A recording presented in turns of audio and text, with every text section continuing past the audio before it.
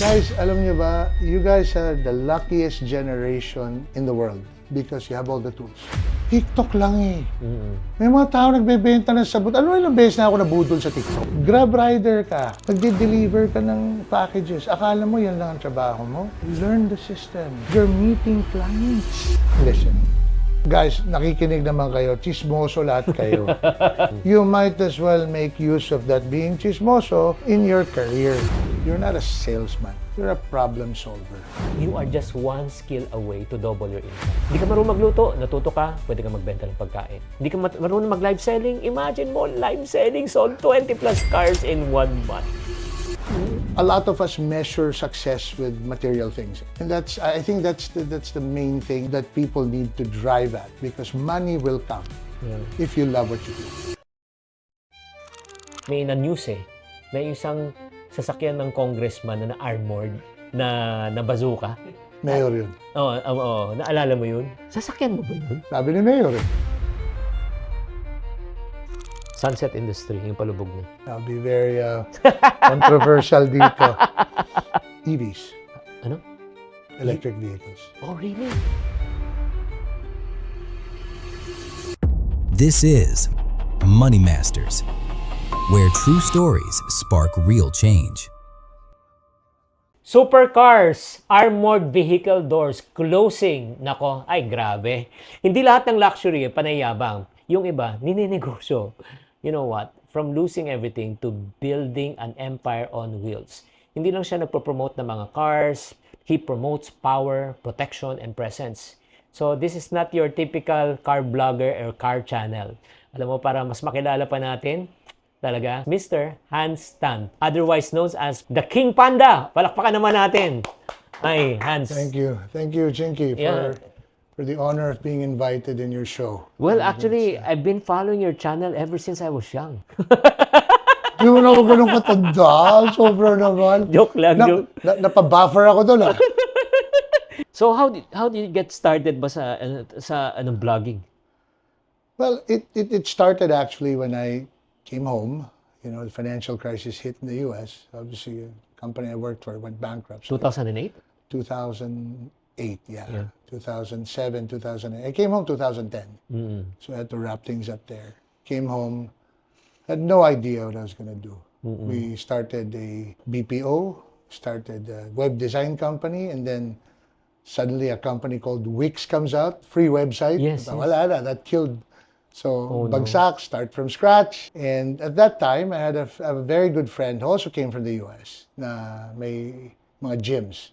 So when he saw me, sabi niya, pare, you're like one step away from a heart attack.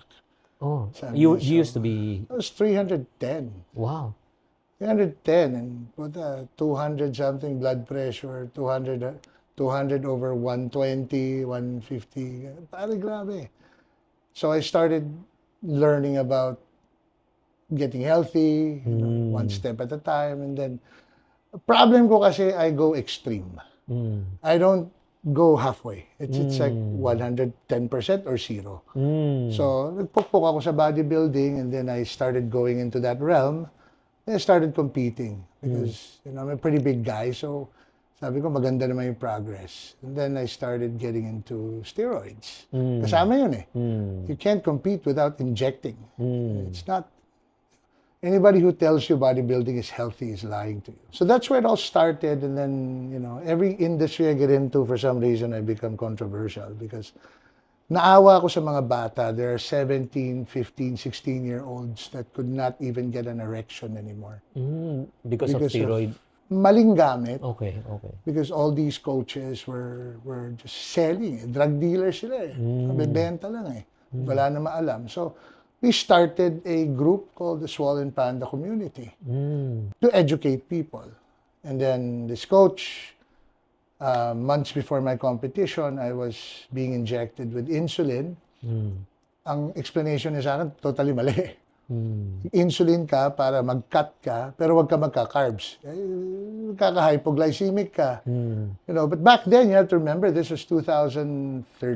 Oh. Not too many people Are researched, aware. diba? So I did, and I almost got into a coma because nanginginig na ako eh. And then I had carbs, and then one thing led to another. We fired him. We got a coach from the US. That's where it started, my education. And then I started the group. And my wife was very, very involved. you Yeah. know. Sabi nga nila, behind a man Yeah. is always a stronger woman. Well, anyway, yun nga, right now, syempre, you as a brand, yung King Panda is really so prevalent, no? Especially in the car industry, you are an authority. Pero, were there a time in your life na ikaw mismo, you didn't believe in yourself? Of course, but when you're doing a lot of things and you're really putting in the effort, and at the end of the day, you are trying to figure out where the next paycheck is going to come from. How are you going to pay your bills? Umabot ka sa gano'n? Oh my God, pare, multiple times. Kasi You ang know? perception sa iyo, anak mayaman ka eh. You know, I was probably, not probably, I was very lucky to have parents that instilled in me na you have to work for everything. Now, when I studied in the US, it was very hard for my parents kasi hindi naman kami mayaman eh.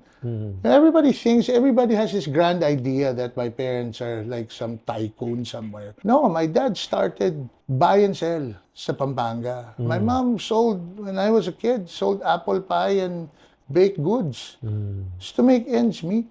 We weren't, we always had, but what's lucky is my parents always saw the value of education. So whatever, kahit hirap sila, they give you the best education. So when I decided, I said I wanted to study in the US, they made it happen. Yeah. Ano yung values na hindi mo makalimutan na pinamana sa'yo ng parents mo? Nobody owes you anything. My father always told me that. Sabi sa akin, yung mga tao, hindi ka nila kailangan intindihin. They don't need to. May sariling buhay sila. You do you, they do them.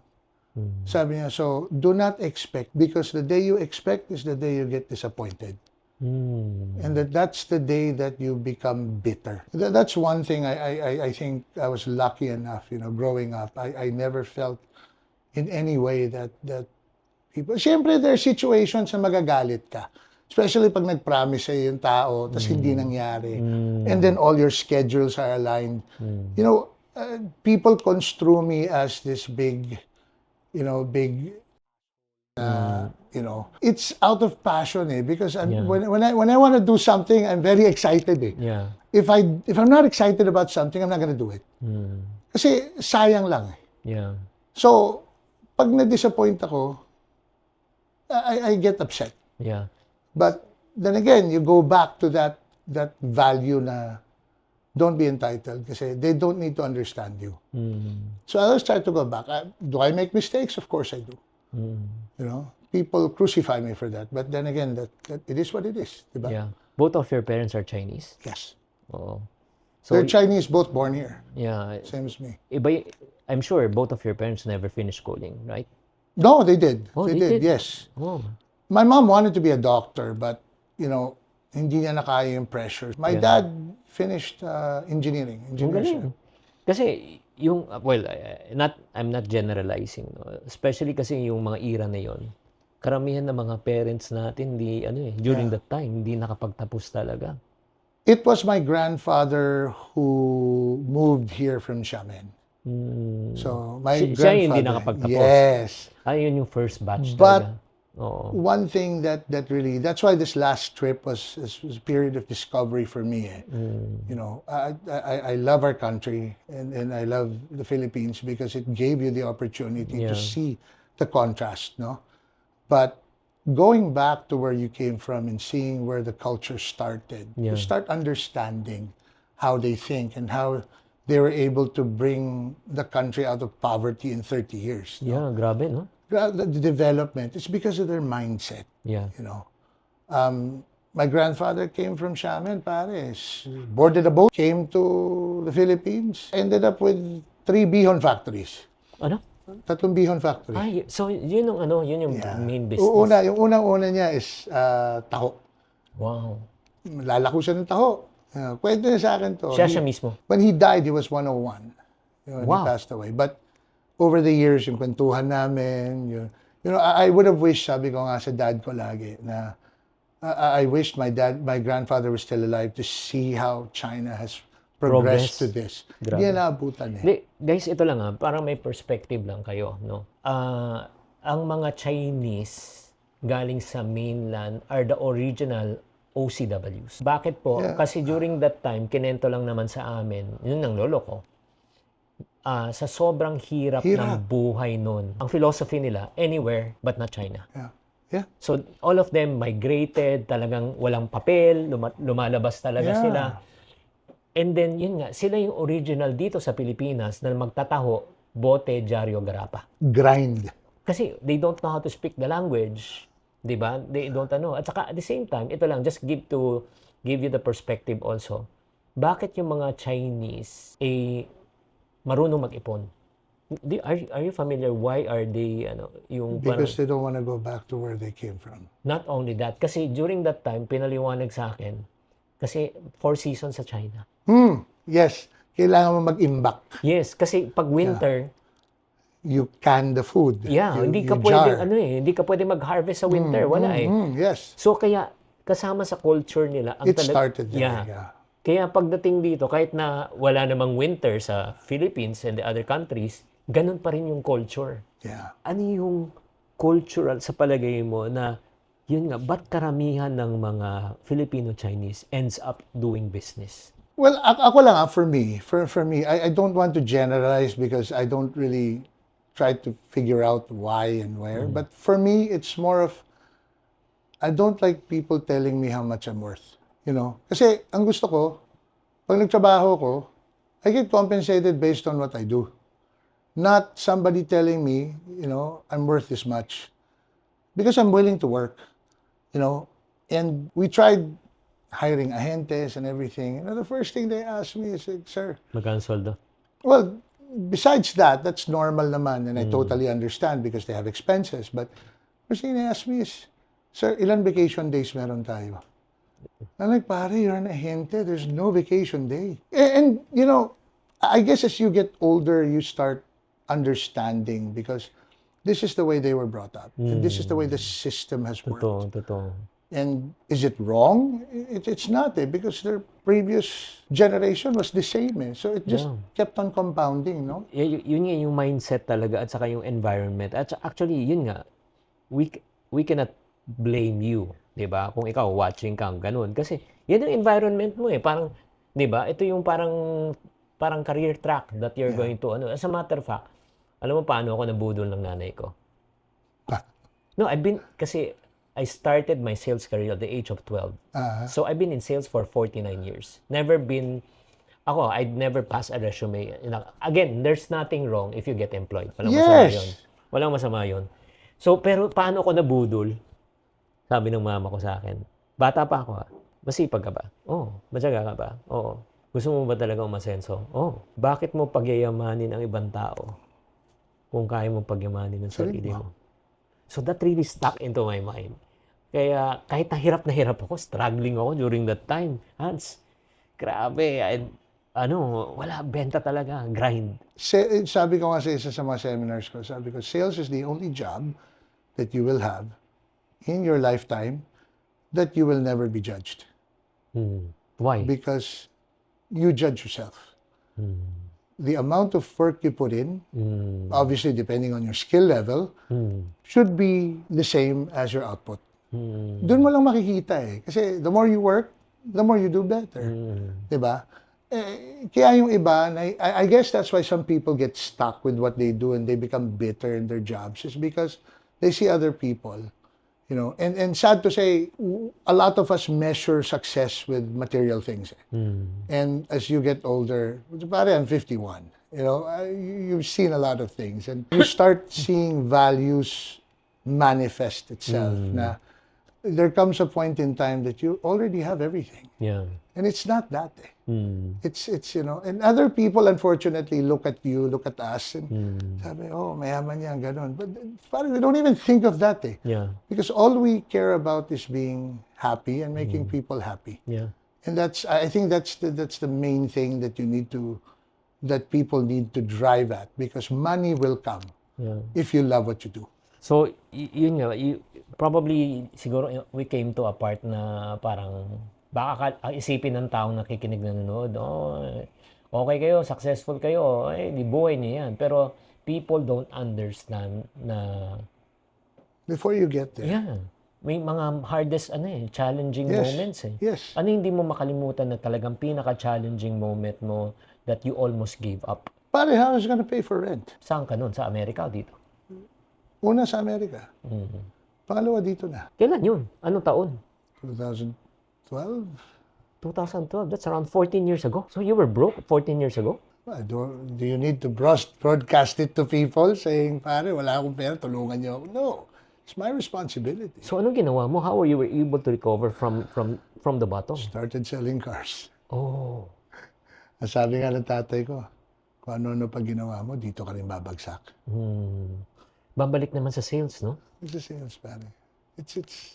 I don't claim to be the best at what I do, but I do enough. I think that I'm able to do and make it comfortable for us. Yun lang naman eh. Teach us. You know? Kasi ang daming stigma kasi sa pagbebenta. Ayoko magbenta, nakakahiya. Nakakahiya, makipag-usap, nakakahiya, baka ma-reject ako, natatakot ako. Ano yung psyche? No, okay. One of the things I learned from one of my bosses back then, you have to remember this guy's an Italian Jew Uy. who's a second generation New Yorker who really didn't have anything growing up. Didn't even finish college. No? Sabi niya sa akin, you're not a salesman. You're a problem solver. Wow. Sabi niya, when you're a salesman, you do a transaction. When you solve problems, you're confident. You're a consigliere. You know, to borrow a term from Godfather. You're a consultant. As much as people overuse the word consultant, you are. Now you're helping. You're not. When you're selling, pare, you're on the other side of the fence. When you're solving their problems, you move to the other side. Right? So, there were so many times that I've told people, bakit mo bibilin yan? And I've been misconstrued as mayabang na, oh, mata pobre yan kasi tingin sa akin, wala akong pambili. It's not that. It's, pare, you don't need it eh. And I'm trying to save you from the hassle of having to go through that phase na, to siya, binentahan ako, hindi ko pala kailangan. No, because I've seen it so many times eh, di ba? Na alam mo yung profile ng tao eh. Alam mo yung needs nila eh. So that's why education the car industry in the Philippines is very immature pa. The way we choose cars, the way we choose actually not even just the car industry. It's everything we consume eh. You know, when you buy a phone, do you compare features? You buy iPhone. Bakit? Pare, Bago iPhone yan eh. Bago. iPhone yung pare, kalalabas lang yan. Yes. Kapitbahay ko, wala yan eh. Diba? At saka yan yung latest. Right? Yun lang. I was in China, I was looking at Oppo phones. Parang yung telepono ko nagmukhang tanga eh. Yung iPhone 16 ko. First time in my life, I compared features. Sabi ko, bulok to. Singin ako yung presyo, sabi ko. Ang layo. iPhone ko, 100,000. 24,000 lang to. Pero mas Ako maganda. nag-iPhone. Oo. And it manifests in every aspect of your life. Eh. Yeah. So parang bago ka gumalaw, bago ka mag-decide sa buhay, hindi lang sa phone, yung parang, kunyari, make major purchases like a house, di ba? An investment. Bakit? Yun yung parati, kunyari, maganda ba mag-invest sa ganito? Sabi ko, Ano sitwasyon mo? Hindi, not only that. Parang, maganda ba invest sa mutual fund, blah, blah, blah, di ba? Parang sinasabi ko, pumipili ka na ng sasakyan, pwede ba ako magtanong, marunong ka ba mag-drive? Drive. Exactly. Di ba? Bumili ka na sa sasakyan, hindi ka marunong mag-drive. Lisensya ka na? Hindi yan, mababangga ka. So, pumipili ka na ng investment na hindi mo alam, malulugi ka. Lugi ka. Hindi, willing ka bang malugi? Kaya mo ba? Diba? Kaya mo bang, pag may nangyari, will it affect your life adversely? Kaya nga, ipon yan eh. It's your safety net eh. So, yun nga, you were able to get out from that situation, from brokenness and nothingness. Kailan ka naka-recover? Kasi that was around 14 years ago. We're talking about 14 years ago. Kailan talaga gumanda ng konti yung buhay? You know, it started gaining traction siguro mga 2015, 2016 when we started building armored cars na. Oh, You doon. know, we had several friends na, actually, matagal na kami sa armoring. We used to import. And I used to be, when I had my own career, ako yung taga-bili ni Dad sa US, lahat ng connections and everything, I developed it. But when I came home, sabi ko kay Dad, ginaganon ka na. Anong ginaganon? Nakita mo ang dami ng dealers. Oo. Bakit bibili sa'yo? Kung may dealer, may kasa, may warranty, may support. Tayo, importer lang. Tama. They didn't want to believe me. But at one point, sabi ko, Dad, open ako ng service, yung para sa armored lang. Kasi ang dami mong clients eh. Specialization. Lahat sila napapahamak because ina-outsource natin. Sabi ko, gawa tayong shop. Sabi ko, sige, gawin mo. So that's where it started. Then 2015, I had several friends na, pare, gawa kaya tayo ng armored. So I still remember we bought an Innova. Pare, that was a disaster. Bakit? Akala mo madaling magbalik ng otong kinalas mo at binakalan mo? Oo. Para pagbalik mo, pag andar ng otong, Hindi, pare, Christmas tree yung dashboard. Sabi, pare, paano natin alisin yung ilaw? Pare, wag natin isaksak. Para wala ilaw. Kaya lagyan mo masking tape, sir. I mean, we tried to make fun of the situation na lang because it was so dire. And that was, pare, yung money, yun na lang eh. Yung baka, supplier, like, boss, 2 weeks pa, boss, mabibenta rin to, babayaran kita. Yung mga ganun, you don't know where the next thing is gonna come from and you have to pay your employees pa.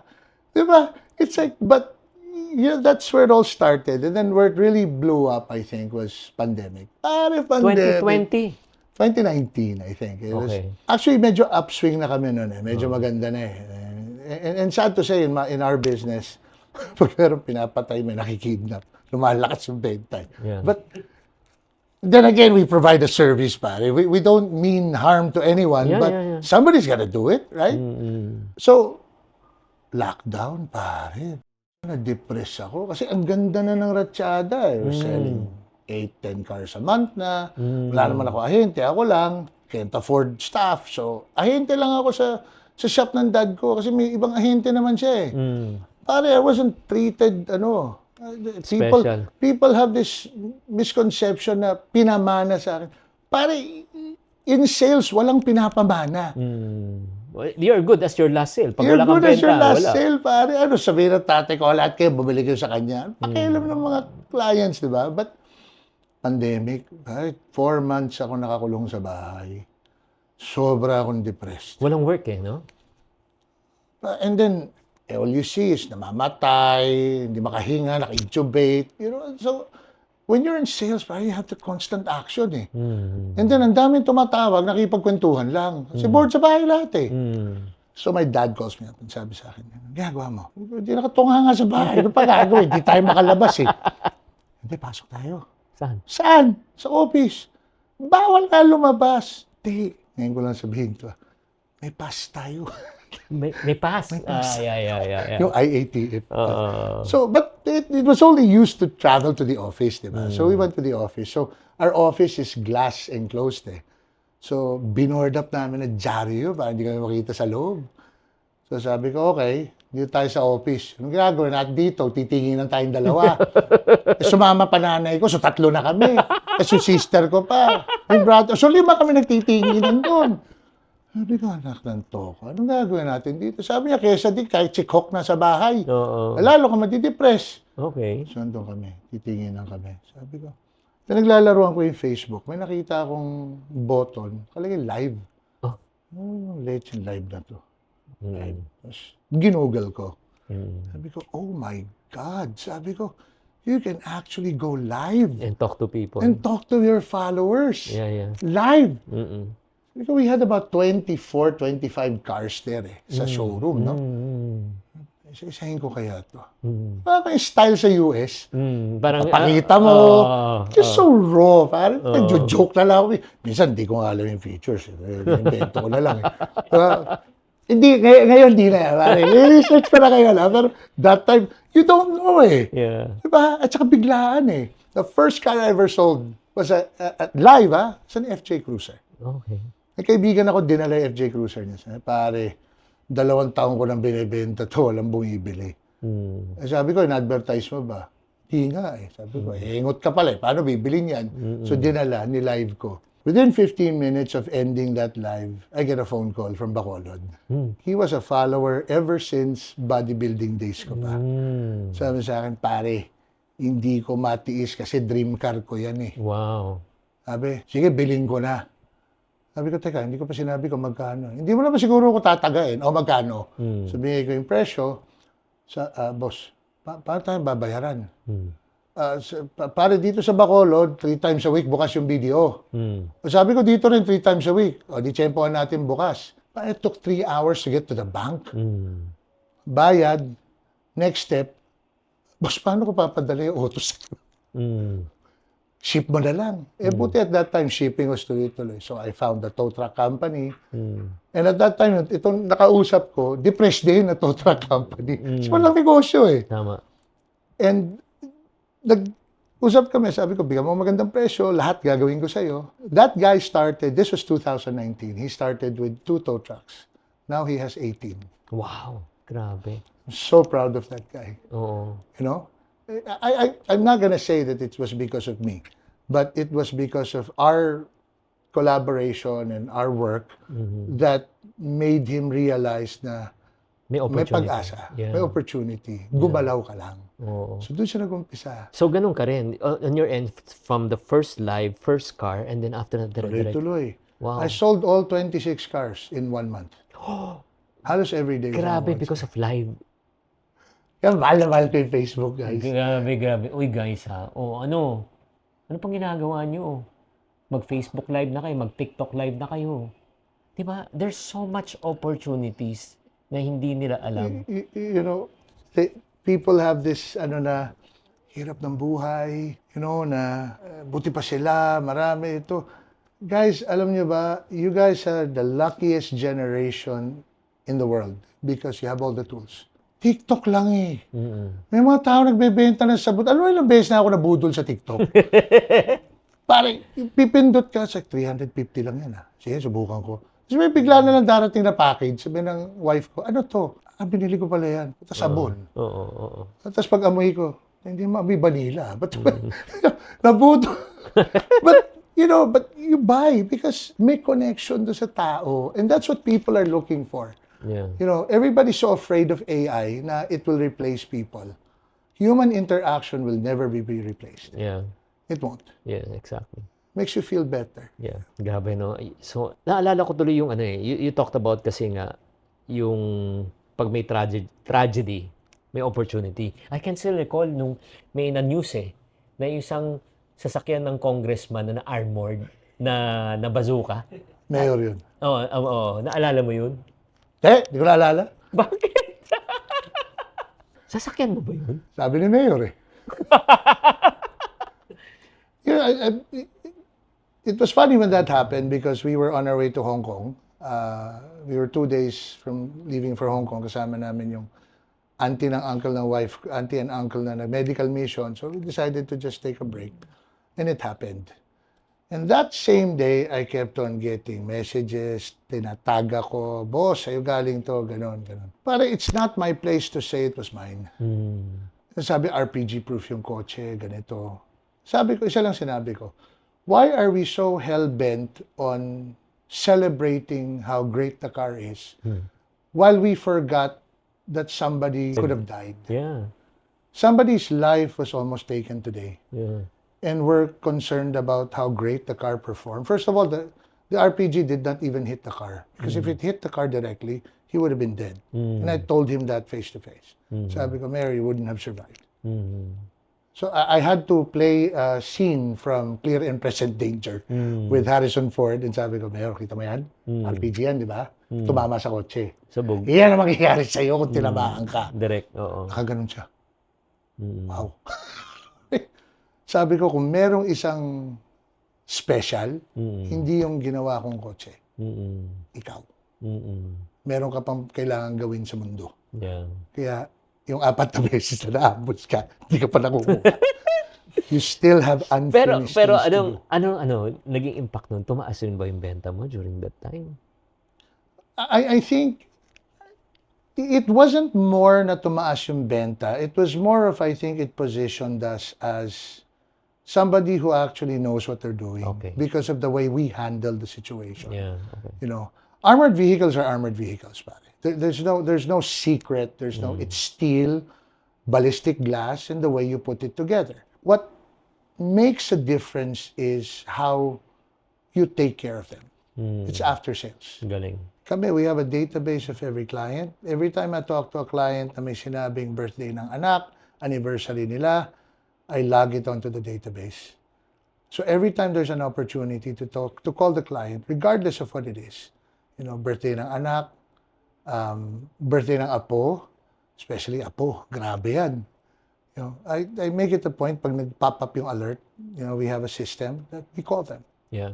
Anniversary. Everybody gives Christmas gifts. Yeah. That's the Given na yan. easiest to Given na yan remember. eh. Given na yan. But when you talk to them on their birthday, when you talk to them on their anniversary, when you talk to them on a special occasion that you just happen to get from a conversation you had with that client and you remember to call them on that special day, they'll never forget you. Siguro one last na lang about the cars right now. What is something that you wish you knew before entering itong field ng armored and luxury cars? Patience. Why? I get frustrated with people easily. And unfortunately, coming from the US for 20 years, things there are fast eh. Pinag-usapan, tapos na. Done. It's done. Wala tayong pag-usapan. Dito, paikot-ikot yung tao eh. And it was a very hard transition for me to go from that efficiency level to adapting to our culture. But then again, that's our culture. You have to embrace it. If I would have known that earlier, it would have been easy. I would probably still have hair. That's one thing. Number two, I wouldn't be on maintenance medications. Hindi ko naman kailangan, but the doctor said, sige, take it na lang. So, it's patience. It's a very hard pill to swallow. So, yun nga. So, right now, let's talk about biggest money mistake mo. I'm sure you've done a lot na hindi mo makalimutan. I want really to learn from you. Enron. Oh, no. Okay, papaliwanag ko yung Enron na, guys. Ang ibig sabihin ng Enron, it's a company na pwede kang mag-invest doon. Oh, it's a stock. Oo. It's an energy company So, that was doing very well. And yung ipon ko at that time, I was in college. You know, I was in the US. You know, nakaipon na ako. We're a bunch of friends. You know, we watch CNBC, we watch this, we watch that. And then, sabi namin, all right, let's buy. At that time, it's TD Waterhouse. Online na eh. Bili kami. I dumped my life savings in it. Wasn't a lot. It was like $3,000. malaki na rin yun. That was during that time. $3,000. I mean, this is a combination of me working at McDonald's. I worked at AT&T selling long-distance service. I sold cell phone at Sprint. Kasi my dad told me, ako magbabayad ng tuition mo. Libre na board lodging mo. O, libre, yung libro mo, libre lahat. Eh, gusto mo luho, magtrabaho ka. Tama. So, I had to work. I was starting to work. I was really good on the phone. So, selling long distance and selling cell phones. But, ayun, sabi ko. And that's, I think, and that's the biggest mistake because that was the time when, you know, you struggle ka na, tatawag ka ba sa parents mo. It's like, Dad, just short ako, kailangan ng ano. And I felt bad because I know they're working very hard here to sell cars and run the business and ang mahal na ng tuition ko, tapos hihingi. So, ano nangyari? Yung $3,000 mo, Ubos. Wipe out? Ay pa, nag-zero yung stock eh. Oh, no. So, lesson. Lesson, guys. Financial lesson 101. Number 1, never put your eggs in one basket. Ang importante kung mag-i-invest ka, kailangan diversified. That's number 1. Second lesson, never invest the money you cannot afford to lose. Yeah. Kaya nga investment eh. Oo. Kasi sobra mo yan eh. Yeah, at saka may risk yan. Sa akin, hindi sobra eh. Kaya nga, guys, yun yung sinasabi natin na kung hindi, at saka pag hindi mo naintindihan, huwag mo pasukan. So, But I do have the stock certificate. Papel na lang yan hanggang ngayon. Papel. Okay, so that's the biggest money mistake. Okay, let's talk about the best naman, best decision you made. To go back to the car business. I'll be very honest. I hated car salespeople. I hated them because in the U.S. they're reputed as Yeah. sleazy, Yeah. especially used car salesman. Diba? Yeah, yeah. So I really hated it. The same way everybody watching now, it's like, nakakahiya magbenta, but yung ego mo eh. May degree ka eh, may ano, bakit kailangan kong gawin yan, di ba?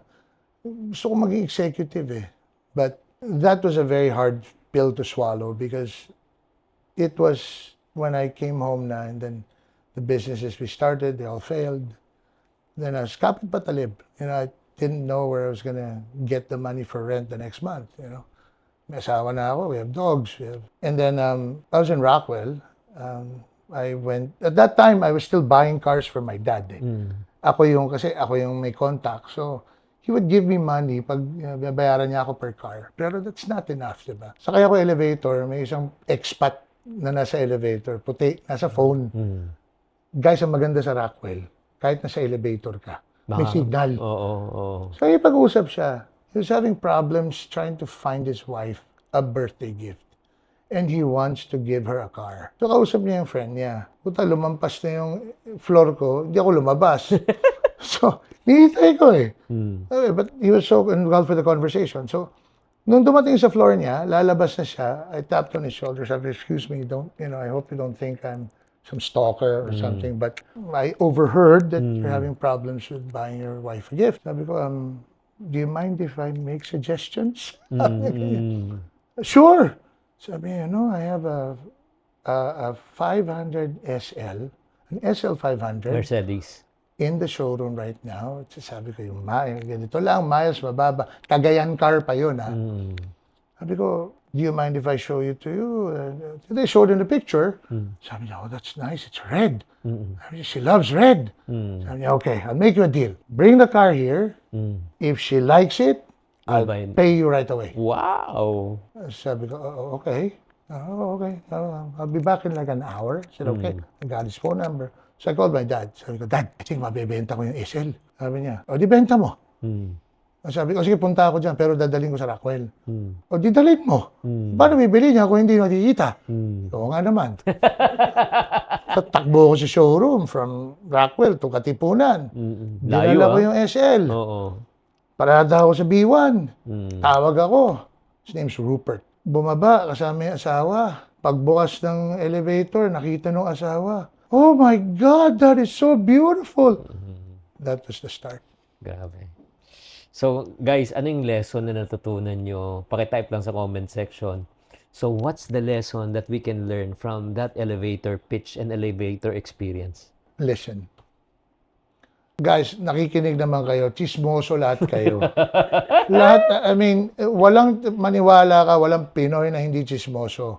You might as well make use of that being chismoso in your career. Imbis na gamitin nyo sa masama, yung pagchichismis, gamitin nyo sa nakakabuti. How much did you make sa deal na yun? Naalala It's mo? like 300 grand. You paid 300,000 for that? Yeah. Grabe, no? Yeah, that was more than rent that month. Grabe. And then my dad looked at me. Ano pa pinagagagawa mo? Dito ka rin pala babagsak. Nasa dugo natin eh. Tell you another quick story. I've been talking to, that was my former career in the U.S. I was talking to this friend it's not a friend, but cold call eh. We were in investments at that time. My job was to make appointments. So finally, after 6 months of talking, sabi niya, come to my house. I retired na. I already retired. He's white, and he always thought I was white because of my English, I guess. So I traveled 45 minutes from the office to his house. He lived in a trailer park, but we were gonna roll over his retirement funds. As soon as I got to his house, he opens the door. He had a shotgun in his hand and says, I don't deal with effing Koreans. Slams the door. Oh, no. No? Pare, I was what, 19, 20 years old? Pare, I got to the car, I was crying all the way to the office. Crying. Ako niyak. Dating ko sa office, my boss comes up. It's like, where's the farm? Where's the farm? It's our first big account. Pop your cherry, my friend. Well, sabi ko that. He called me a Korean. He doesn't deal with Koreans. He's a racist. My boss was just looking at me and saying, but you're not Korean. I mean, you're Filipino. You're not just Filipino, you're Filipino Chinese. He was so way off. What's the thing I sabi? Oh nga no. Sabi niya, go back. Sabi, I'm not going back. The guy has a shotgun. Oo. Sabi niya, go back. Sabi, go back. Grabe. Balik ko, yun na naman siya. Sabi ko, sir, excuse me, before you commit murder, and trust me, it's not a good day for murder. It's Friday. We probably wouldn't get an ambulance right away. I'm not Korean. Oh, you're not? Sabi ko, no. Sabi ko, I'm Filipino Chinese. Oh, okay. You mean the lumpia thing? Oh, yeah. No, come in. And then, guys, a lot of people, when I tell that story, a lot of people think it's like made. You can't make that up. But this is something that just, and I keep going back to that. Did you close the deal, by the way? Yeah, and I had dinner at his house, Wow. at his trailer park pala. Wow. And I think the story to that is don't assume. Yeah. The reason why he's so pissed at Koreans, his best friend died in the Korean War. And he was there. He carried his friend, dead body, to the boat so they can get away.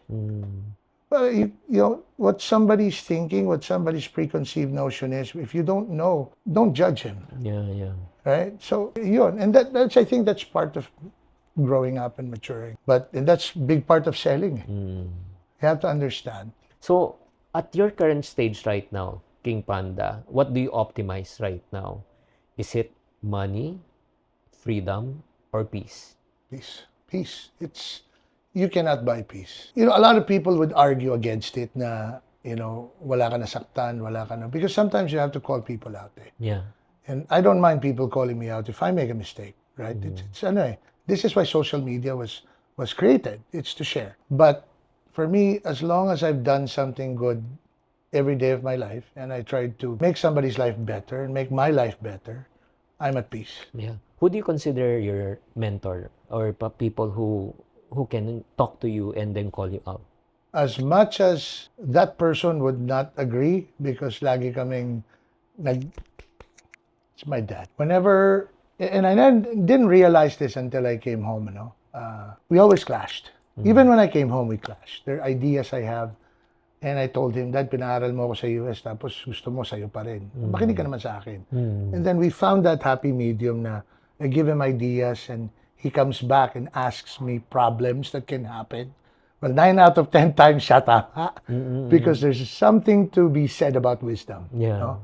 But you start getting to this age, you start realizing the value of the only man that's happy for you to be better than him is your father. Yeah. And I value his advice so much. Man of a few words. He won't call me out a lot because ang utak niya is, siguro magko-correct naman to. Matanda ka na, alam mo yan. But when he starts seeing me veering off the deep end, he's like, medyo mali yan. So and I value that a lot. Wow. And I consider myself lucky because a lot of people don't have that anymore. Yeah. Ano yung belief mo naman na most people probably, yun nga, will disagree with you? Siyempre, meron kang paniniwala at stand eh. Di ba? Ano yung sa palagay mo na parang nami-misinterpret ka? Passion. I think people misinterpret my passion for being arrogance and for being... lahat tayo may ugali. Lahat tayo, we have a certain way of conveying a message or information. Yeah. And unfortunately, like I said, I'm 51, I'm not going to change. I'm probably gonna mellow down a bit, but when I'm passionate about something, yun ang problema ko. I go 110% or zero. So, if you would have to start all over again right now, wag naman sana, what would you do again? Nothing. I'd do the same exact thing. Sales pa rin. What does rich actually mean to you today? Rich? Yeah. Freedom. Wow. Options. Wow. Guys, ito yung freedom option na yung parang freedom, yung may choice ka eh. Choice where you want to live, choice where you want to eat, choice where you want to be medicated, yung choice no? Actually, come to look at it, hindi naman pera It's the choices I have a lot of friends who are very, very rich. And, not because I choose to run in that circle, it's just because that's just the way it is. I have friends, and I have friends that are not as fortunate, But sometimes I see them and, pare, dali, kailangan ko na punta sa office, kailangan ko na, and I start reflecting and I'm like, I don't have that problem. Kasi I schedule my day. Yeah. If I want to play golf on Monday at 7 in the morning, I can. Yeah. Because I will just schedule my appointments at 3. So, it's freedom, pare. Hindi yun parang ano lang to Hans, no? Yung parang may mga ibang mayayaman, bilyonaryo, pero wala silang choice. Kasi wala silang choice. The path was pre-designed for them. Yeah, wala silang choice kung sino makakasama nila sa work. Wala silang choice kasi pag hindi nila ginawa to, mawawala siya ng mana. You know people like that, di ba? Yung parang, Oh, yeah, I do. on the outside, they look good, but in the inside, they talagang, Yep. kawawa. It's lagi ko sinasabi, walis tingting yan Paano? Sometimes you pull the longest stick, sometimes you pull the shortest one. And that's how life is. You just have to learn, kung kailangan mo magwalis na maliit na walis tingting, matuto ka magwalis. You So can't matuto ka mamaluktot, parang ganun. You learn how to bend. Adjust. Yeah, adjust. adjust. Life is about adjusting. Life is about compromise. Life is about standing for what you believe in, no matter what the crowd says. Yeah. Because your values have shaped your opinion. Wow. And if you're crucified for that, then maybe that's just the way life is. Do what you love to do. Because money will come Yeah. Don't chase the money. Of course, sometimes you have to bend your principles because di naman lagi, especially kung wala kang power, wala kang sino makikinig sa'yo? Yeah. But you have to learn how to play. Yeah. I heard of the story about Xi Jinping. Why he was so effective was one of the laws of power. You never outshine your master. Yes. Importante yun. Xi Jinping was very good and he worked the ranks. Lahat ng mayor, lahat ng mga governor na tinabahuhan niya dati, hindi siya umeepal. Laging boss. But he did all the work. So ngayon, He gives the glory to the gives boss. the glory to the boss. Yeah. He did all the work, but lahat ng ginawa niyang trabaho, siya natuto. Lahat ng koneksyon, siya may koneksyon. Tama. So when it came time for his time, Yeah. lahat ng kakilala niya, lahat ng sumuporta sa kanya, lahat ng tinulungan niya, sinuportahan siya. And that's what, if you're working in what you think is a dead-end job right now, working in a warehouse, working at a Lazada warehouse, don't just think, I think sometimes kasi because of hirap ng buhay, we start losing hope and We give up. Yeah. we start losing yung perspective of why you're there. Pare, pag-aralan mo yung operation ng warehouse. Grabe. Pag-aralan mo. Bakit tingin mo si Lance, bakit nilagay ng tatay niya sa warehouse?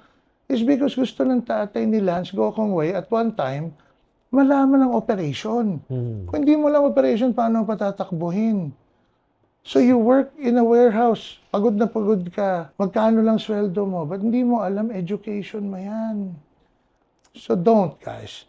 Grab rider ka, nagde-deliver ka ng packages, akala mo yan lang ang trabaho mo? Learn the system. You're meeting clients. Di mo pa dibentahan yung mga dinedeliveran mo ng Grab? Find out what they need. Sipin mo, araw-araw, di-deliver ka 1,000 packages a day or 300 packages a day. Yung mga 300 opportunities yun. 100 opportunities, guys. So, what do you think is the biggest opportunity right now in business, sa palagay mo? Options. You have a lot of options. Yun ang biggest opportunity because there's no such thing as, parang tatanong ng tao sa akin, ano mas maganda, BYD Shark o yung itong pickup na to? Parang hindi kita kilala bakit kita bibigyan ng advice? So, I always tend to give general advice and saying, now you guys have options. It's like, imbis na nanonood kayo ng walang kwentang content sa social media, Manood kayo ng mga educational content. You know, there's National Geographic. You learn about animals. You know, you watch Chinky's show. You know, he's doing his darn best. I mean, you have to do this, pare. Right? This is more gastos than anything. Eh. But Exactly. watch relevant content. Yeah, kasi alam mo guys, listen. You are just one skill away to double your income. One skill away. It's one skill. Hindi ka marunong magluto, natuto ka, pwede kang magbenta ng pagkain. Hindi ka matuto sa social media, natuto ka, di ba? Pwede kang mag-post, pwede kang kumita. Hindi ka marunong mag-live selling, imagine mo, live selling, sold 20 plus cars in 1 month. That's It crazy. was 3-4 months in a row, pare. I was, diba? That's crazy. A 40-something-year-old guy. Hindi naman ako hip. Hindi naman ako BTS. May buhok ka pa ba noon o wala na? Wala na. Okay. So, sunrise industry, yung paangat sa palagay mo ngayon. New energy, I think. Yes. It's Solar, it no? might be too late because people have already jumped up, but I think the next industry after solar would probably be going back to the roots. Ano? Family, relationships. In the age of AI, where things are becoming impersonal, Yeah. I think there will be next a clamor for interpersonal interactions that no artificial intelligence can ever replace. Sunset industry, yung palubog na. I'll be very controversial dito. EVs, Ano? electric vehicles. Oh, really? It's a sunset? It's maturing. Oh, okay. It's maturing. It's starting to take its own course, and I think it will come a point wherein if you try to do it now, you're too late. Oh, Because people who have already so, ang ibig sabihin, don't get into that business now kasi ano na. Pero for buyers, for buyers, for buyers actually it's great for consumers because Yeah. prices will go down, yeah. prices will stabilize, more options will come. Yeah. I'm talking about as a business. Oo. But because it costs money for R&D, costs money to set up, because competition will be very stiff. Oh, so right now, Hans, kung may nanonood ngayon, they're feeling down, they're feeling depressed about the situation, the war, the rising cost of fuel, diba? Cost of goods. Kung may negosyante na nakikinig dyan o tao nakikinig dyan right now, what can you tell them? Guys, it's easy to be lost in what we see and hear and experience that we have no control over. Pwede ka magmukmok, pwede ka magalit, pwede mo i-blame yung gobyerno sa pagtaas ng fuel, kuryente, lahat. But at the end of the day, yung reklamo mo ba may impact? Wala. The only thing you can control is your emotions and the way you do your own to provide to your family. So, the more needs we have, the more we need to work and the smarter we need to work. Ganun lang naman kasimple yan, guys. It could be, people will say siguro, oh, Chinky, Hans, kayong dalawa, kasi may pera kayo, ganun. Guys, when I was down and out, I blamed everyone. I blamed the world. I blamed my parents. I blamed everyone. Did my situation get any better? No. Until I took action. And when action started taking over, may momentum yun. Tinatawag natin regla. Baka ma-misconstrue na naman yung word na yung regla. Yung momentum yan, ha? So pag may momentum ka, that's where things start happening. There's no such thing as swerte lagi. You need luck, pero your activity makes you lucky. So, don't lose hope. So, hanggang nabubuhay ka, it's all a matter of what you feel here. Kalimutan mo to. Ito, imi-mislead ka lagi nito. Totoo. Kaya nga yung utak mo nasa taas ng puso mo. Gamitin mo muna to. Ngayon, pag nagamit mo na to, tsaka ka magtanong dito, tama ba? Then, you won't be depressed. Wow. That's powerful. Before we end, I would like to challenge, syempre, alam ko si King Panda. Ano yan eh? Iponaryo yan eh. Nag-iipon. Oo. Alam mo na ba tong ipon box na ito? Asawa ko yun. Ah. O kung di nag-iipon, i-challenge ko siya mag-ipon ngayon. It's a very simple tool that teaches people the habit of saving. Starts with 20 pesos. Also, if you drop 20 pesos, shadean mo lang siya, put it here, and put the paper bill here.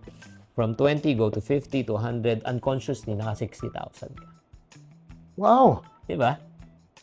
And by the way, this is not an ordinary box. It's a smart box. Kasi diba, yung smart sa goal, ano yan? Specific, measurable, achievable, readable, and time-bounded. So when you save, para makasave ka, specific, saan to? Para to, saan to? Kasi if you save for a general fund, mauubos yan. Yeah. Pag sinabi mo, travel lang to. Education May lang. purpose siya. Yes, exactly. Yeah. Measurable, ayun, 60,000. Achievable, ayun, 20 pesos. Guys, sino may ayaw ng 60,000? Oo. Di ba mapupulot yan, ha? Readable, di ba? Mababasa mo even if you don't open it. Di ba? Malalaman mo na where you are. And then time-bounded. Start date and end date. Wow. Okay. So there's a science behind the box. Galing, ha? And guess how many people have purchased this box already? How many? A million. Seryoso? A million box sold already. So pare, that's 6 million, 60,000, 1 million, 60 million. Yeah. No, that's 6.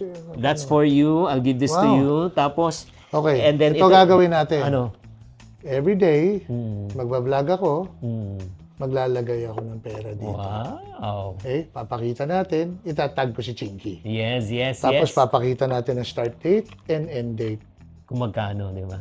Malamang yung asawa ko, i-stapler to eh. Hindi ko mabuksan. Tapos meron ang challenge, pick a card. Pick a card. Any card. Yan. Ayan, basa. Flip a coin challenge. Kapag head ang lumabas, maghulog ng 100 sa iyong ipon box. Pero kapag tail, 200 ihuhulog mo.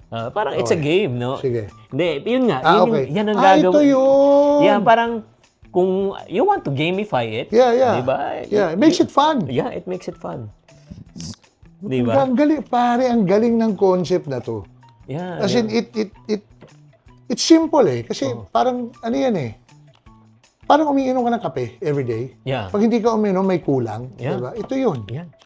And then it Kasi ba develops talaga the habit of savings. The habit of savings, yan importante. So yan, and then I'll give you all my books. Susunod na 10. makita mo to, may packaging tape nun. Yan. Kasama ko lang yung packaging. Para di mabuksan. Oo nga eh. Ayan, pati yung mga books ko, bibigay ko na sa iyo. All set, di ba? At saka itong latest book. Wow. Diary of a Pulube, utang free, budget, di ba? It teaches people on, this is actually a money reset system to help them to get started. To get started. Yeah. So guys, you have to learn eh. Yeah. You know, sometimes, ang dami nating gustong gawin. 10 utos. Yeah. Like for example, Pare, galing ha? yeah, it's a simple guide to avoid money mistakes. 10 utos bago mag-invest, 10 utos bago magnegosyo, 10 utos bago bumili ng bahay, 10 utos bago bumili sa sasakyan. It's all there. It's a thought process. Yeah. Checklist. I also used this before this. Yes. Diba? So, King Panda, where can they get in touch with you, please? Guys, I'm probably the most visible on social media, so you can follow our Instagram is King Panda TV Official or Luxury Cars Manila, Facebook, King Panda or Luxury Cars Manila, and TikTok, King Panda TV Official as well. Thank you very much, King Panda. You're welcome, buddy. Yeah, maraming salamat. Really such an honor and pleasure to meet a person na pinafollow ko lang at pinapanood ko lang sa channel, but right now, getting up close to him and really asking him questions. Now, I do understand why his brand is so successful is because of the battle scars that he went through. Kaya nga kung ikaw, na-inspire ka sa buhay ni King Panda, ni Hans, I would like you to comment kung ano po yung natutunan mo dito, and please do follow him at his channel. Let's support his channel para mas marami pang tao ma-inspire, di ba? At maging katulad niya. Maraming salamat. Tatandaan, tamang karunungan, tamang disiplina po ang susi sa pagyaman. How do you convert that crisis into cash? Bawat crisis na yan, merong oportunidad. Kasi we cannot control anymore yung ano nangyayari sa labas. We can be shaped and developed by pressure. Chingy, ang tanong nga dyan, ano ba magandang negosyo? I'm sure, di ba? Laging ganyan ang tanong eh. Ang lagi sinasabi natin, handa ka ba talaga? At may kahandaan ka. Willing ka bang mag-extend ng 24 hours, 365 days sa pagnenegosyo? I've ventured outside of the existing sphere kung saan ang core mo. Ano nga, ayun, ano yun, ano naman yun? Ventured into food. 2 years close. Ate ko nga sinasabi yun, di ba? Kumita ka na dito, palakihin mo na to. Huwag ka na maghanap muna ng iba. Kasi yun yung iniisip ng tao eh. Pag nagnegosyo ako, may freedom of time na ako. Yes. May freedom of money na ako. Totoo Yes. ba yun? Parang taliwas eh. Ikaw ba, ini-encourage mo ba yung mga tao na mag-umpisa tapos mangungutang, yung zero knowledge, uutangin niya? Hindi. Bakit ka mangungutang to begin with? Wala pang assurance na ang negosyo mo eh. Okay. Chinky Tan, with over 6 million Facebook followers, 2.8 million YouTube subscribers, and 2.4 million TikTok fans, is now all out to share with you the most practical, simplest path to lasting wealth.